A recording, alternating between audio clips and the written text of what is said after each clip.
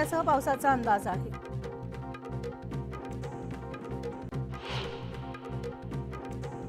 मुंबई आणि परिसरामध्ये पावसाने दमदार हजेरी लावली आहे, तर आज मुंबईसह ठाणे जिल्ह्यात मुसळधार ते अतिमुसळधार पावसाचा अंदाज हवामान विभागाने व्यक्त केला आहे। छत्रपती संभाजीनगरमध्ये सलग तिसऱ्या दिवशी पावसाने हजेरी लावली आहे। शनिवारी फक्त 2.5 मिलीमीटर पावसाची नोंद करण्यात आली आहे आणि आजही हलक्या ते मध्यम स्वरूपाच्या पावसाचा अंदाज आहे। मात्र जिल्हावासीय अजूनही मोठ्या पावसाच्या प्रतीक्षेत आहेत। शहापूर तालुक्यामध्ये पावसाचा जोर कायम आहे, तर रात्रभर पडत असलेल्या पावसामुळे धरणाच्या पाणी पातळीत वाढ झाली आहे। मुंबईला पाणी पुरवठा करणारं भातसा धरण हे ओव्हरफ्लो झालंय। मुळशी तालुक्यातील 40 गावांना सिंचन तसंच पिण्याचं पाणी आणि औद्योगिक क्षेत्राला पाणी पुरवठा करणारं मुळशी धरण 100% भरले। त्यामुळे आता धरणाच्या सांडव्यावरून मुळा नदीपात्रात 24,745 क्युसेक्स वेगानं पाण्याचा विसर्ग सुरू आहे। खडकवासला धरण क्षेत्रात मुसळधार पाऊस सुरू आहे, तर अशात आता धरणातून सध्या 27,000 क्युसेक्स पाणी सोडलं जात आहे आणि त्यामुळे डेक्कन परिसरामधील नदीपात्रात वाढ झाली। सुरक्षेच्या दृष्टीनं वीज पुरवठा सुद्धा खंडित करण्यात आल्याची माहिती उपमुख्यमंत्री देवेंद्र फडणवीस यांनी दिली आहे। तर लोणावळ्यामध्ये धोकादायक असलेल्या स्थळी जाण्यास बंदी घालण्यात आली आहे। मात्र गेल्या काही दिवसांपासून कारवाई सुरू असून पर्यटकांकडून प्रशासनाच्या आदेशाला केराची टोपली दाखवली जाते।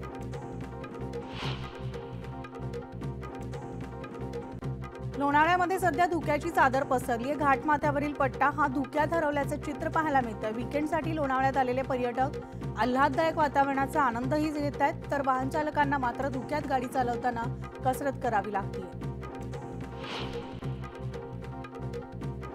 गेल्या काही दिवसांपासून लोणावळ्यासह मावळमध्ये मुसळधार पाऊस पडतोय। मावळमधील सगळीच धरणं आता फुल झाली आहेत। दरम्यान सहारा ब्रिजवर पर्यटकांनी मोठी गर्दी केली आहे। पर्यटकांनी निसर्गातील नयनरम्य दृश्य मोबाईल कॅमेऱ्यात कैद केली आहे। लोणावळ्यामध्ये येणारे पर्यटक फोटो सेल्फी काढण्याच्या नादात बेशिस्तपणे गाड्या चालवून निघून जातात, त्यामुळे स्थानिकांना वाहतूक कोंडीचा सामना देखील करावा लागतो। या बेशिस्त वाहन चालकांवर कारवाई करण्याची मागणी करण्यात येते। लोणावळ्यामध्ये येणाऱ्या बुलेट चालकांमुळे पर्यटकांना नाहक त्रास सहन करावा लागतोय। बुलेटचे कर्णकर्कश आवाज आणि हॉर्न वाजवून हुल्लडबाजी करणाऱ्या बुलेट चालकांवर कारवाई करण्याची मागणी पर्यटक करतायत। तर जळगाव जिल्ह्यामधील 4,24,174 शेतकऱ्यांनी पंतप्रधान पीक विमा योजनेअंतर्गत खरीप पीक विमा काढलाय आणि गेल्या वर्षाच्या तुलनेमध्ये तब्बल 30,000 शेतकऱ्यांनी पीक विम्याकडे पाठ फिरवली आहे। गेल्या काही दिवसांपासून छत्रपती संभाजीनगरमध्ये समाधानकारक पाऊस झालाच नाहीये, तर त्याचाच फटका हा मका, कपाशी, सोयाबीन सारख्या पिकांना बसलाय। तर पाण्याअभावी मोसंबीची सुद्धा गळती होत असल्यामुळे शेतकऱ्यांमध्ये चिंतेचं वातावरण आहे। मुरबाड तालुक्यामधल्या अतिदुर्गम भागामधील फांगुळगम्हाण, साखरवाडी, निरगुडपाडा या गावांमधील मुलांना मोरोशी आश्रमशाळेत जाण्यासाठी जीव मुठीत घेऊन प्रवास करावा लागतोय। तर ओढ्यावर पूल नसल्यामुळे ग्रामस्थांनी ओढ्याला लाकडं आणि दगडांचा बुरुज तयार करून त्यावर लोखंडी पाईप टाकून तात्पुरता पूल बांधलाय। शासन दुर्घटना घडण्याची वाट पाहतंय का, असा सवाल ग्रामस्थ विचारतायत। एकीकडे गृहविक्री क्षेत्रात तेजी निर्माण झालेली असताना आतापर्यंत झालेल्या घरांच्या विक्रीमध्ये 41% घरं ही 1 कोटी रुपये किंवा त्यापेक्षा अधिक किमतीची असल्याची माहिती समोर आली आहे। अर्थव्यवस्थेमधील सकारात्मक घडामोडी आणि घरांची वाढती मागणी यामुळे आता प्रामुख्याने आलिशान घरांना मागणी वाढत असल्याचं बोललं जातंय। पश्चिम द्रुतगती मार्गावरून दहिसर गुंदवली मेट्रो 7 मार्गिकेवरील आकुर्ली स्थानकापर्यंतचा प्रवास लवकरच सुकर आणि सुरक्षित होणार आहे। MMRDAनं पश्चिम द्रुतगती मार्गावरील दक्षिण उत्तर भागाला जोडण्यासाठी पादचारी पूल बांधण्याचा निर्णय घेतलाय। तर या पुलासाठी 40 कोटी रुपये खर्च अपेक्षित आहे आणि या पुलाच्या बांधकामासाठी MMRDA कडून नुकत्याच निविदा सुद्धा प्रसिद्ध करण्यात आल्या।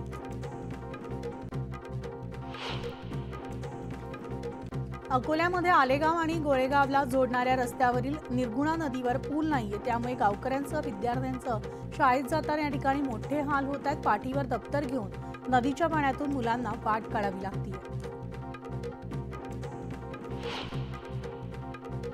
चंद्रपूरमध्ये 200 युनिट वीज मोफत देण्याचं आश्वासन फोल ठरल्याचा आरोप करत अपक्ष आमदार किशोर जोरगेवार यांना सवाल करत प्रवृत्ती फाउंडेशनच्या वतीनं आंदोलन करण्यात आलं। यावेळेस जोरगेवार यांच्या विरोधात जोरदार घोषणाबाजी करण्यात आली।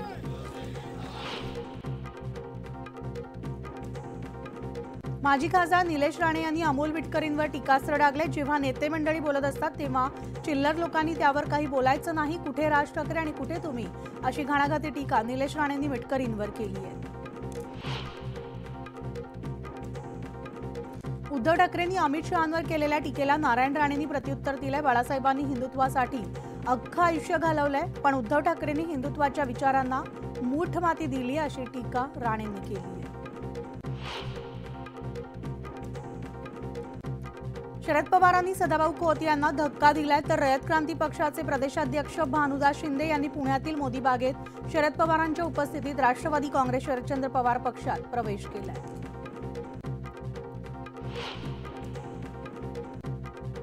उपमुख्यमंत्री अजित पवार आज बारामती दौऱ्यावर आहेत। त्यांनी सकाळपासूनच विकास कामांची पाहणी सुरू केली आहे। कन्हेर येथील वन उद्यान, शिवसृष्टी येथील कामाचा दर्जा चांगला ठेवण्याच्या त्या ठिकाणी सूचना देखील केल्या आहेत।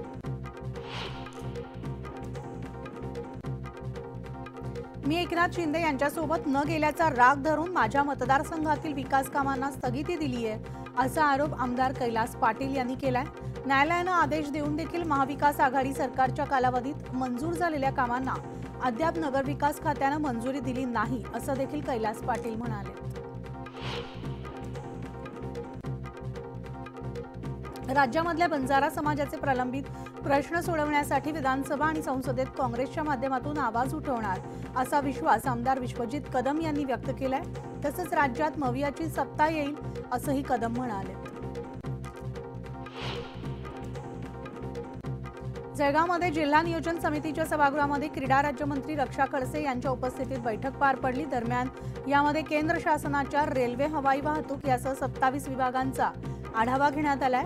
दरम्यान केंद्राच्या योजनांचा लाभ देण्याबाबत खडसेंनी अधिकाऱ्यांना तंबी दिली आहे।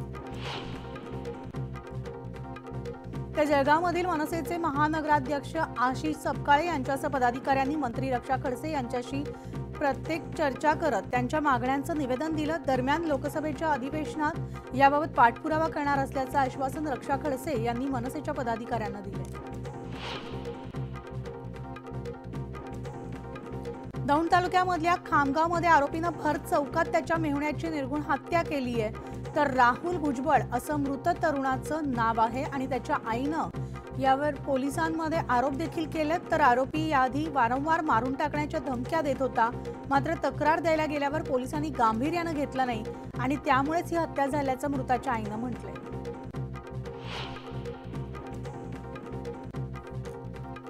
जळगावमधल्या पारोळा तालुक्यामध्ये असलेल्या भोकरबारी धरणात बुडून 3 मुलांचा मृत्यू झालाय।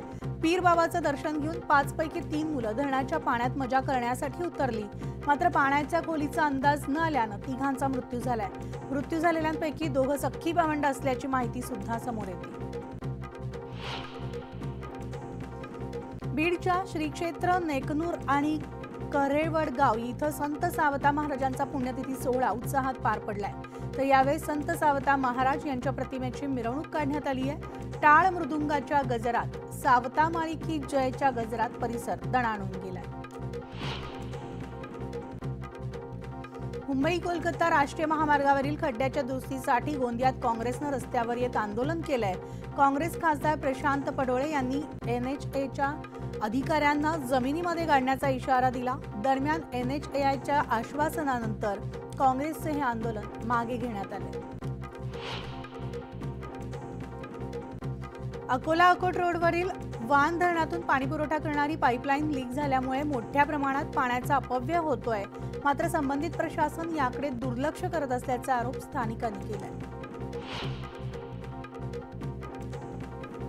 जळगावमध्ये मुसळधार पावसाची सुरुवात झाली आहे। पावसामुळे सखल भागात पाणी साचले तर वाहन चालकांना आणि नागरिकांना त्यातनं वाट काढणं कठीण होतंय।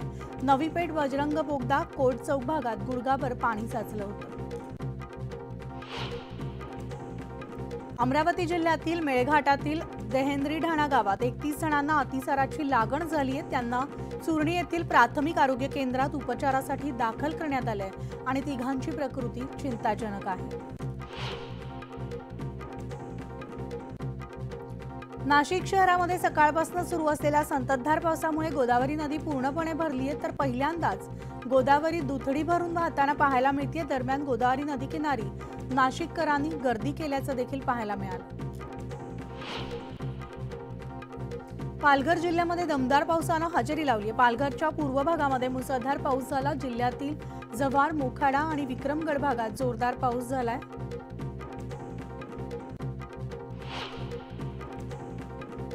हवामान विभागाकडून पुण्यामध्ये रेड अलर्ट जारी करण्यात आलेला असून पुण्यात पावसाचा जोर चांगलाच वाढलाय। दरम्यान खडकवासला धरणातून 27,000 क्युसेक्स वेगानं पाण्याचा विसर्ग सुरू करण्यात आलाय आणि त्यामुळे आता महापालिकेकडून सतर्कतेचा इशारा देण्यात आलाय। तर एकतानगर भागामधल्या द्वारका सोसायटीत मुठा नदीच्या पुराचं पाणी शिरल्यानं नागरिकांची तारांबळ उडाली आहे। पुण्यामधील परिस्थितीवर आता उपमुख्यमंत्री देवेंद्र फडणवीस यांनी पोस्ट केली आहे। पुणे, पिंपरी चिंचवड आणि आसपासच्या परिसरात भारतीय हवामान खात्यानं पावसाचा रेड अलर्ट जारी केलाय। पाऊस आणखी वाढला तर खडकवासला धरणातून पाण्याचा विसर्ग होण्याची शक्यता नाकारता येत नाही आणि त्यामुळे आता लष्कर आणि एनडीआरएफच्या टीम्सना अलर्ट मोडवर राहण्यास सांगण्यात आले। एकतानगर आणि परिसरात पुराचं पाणी शिरल्यामुळे नागरिकांना महापालिकेनं नोटीस बजावली आहे। पाणी भरण्याची शक्यता असल्यानं नागरिकांना शेल्टर होममध्ये जाण्याच्या सूचना सुद्धा देण्यात आल्या। उद्धव ठाकरे वैफल्यग्रस्त आहेत, त्यामुळेच त्यांच्या डोक्यावर परिणाम झालाय आणि त्यांचा ताबा सुटलाय। त्यांच्यावर काय उत्तर द्यावं असं म्हणत उपमुख्यमंत्री देवेंद्र फडणवीस यांनी उद्धव ठाकरेंना टोला लगावलाय। ठाकरे खरंच औरंगजेब फॅन क्लबचे सदस्य झालेत, अशा शब्दात त्यांनी अमित शहांवर देखील टीकेला उत्तर दिले। तर तुम्ही जिहादी राजकीय झालाय असं म्हणत प्रवीण दरेकर यांनी उद्धव ठाकरेंवर जोरदार निशाणा साधलाय।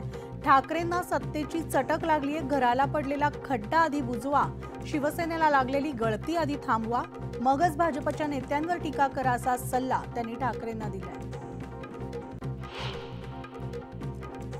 देवेंद्र फडणवीस यांनी अमरावती या ठिकाणी कार्यकर्त्यांशी संवाद साधला आणि आता आपल्याला जागं राहून सावध राहून निवडणुकीला सामोरं जायचे, कोणीही विसरू नका असं देवेंद्र फडणवीस म्हणाले। त्याचप्रमाणे हिंदू हृदय सम्राट बाळासाहेब ठाकरेंचे चिरंजीव उद्धव ठाकरे यांना जेव्हा हिरव्या झेंड्याच्या तालावर नसताना पाहिलं तेव्हा मनाला खूप दुःख झालं, अशी बोचरी टीका सुद्धा फडणवीस यांनी केली आहे।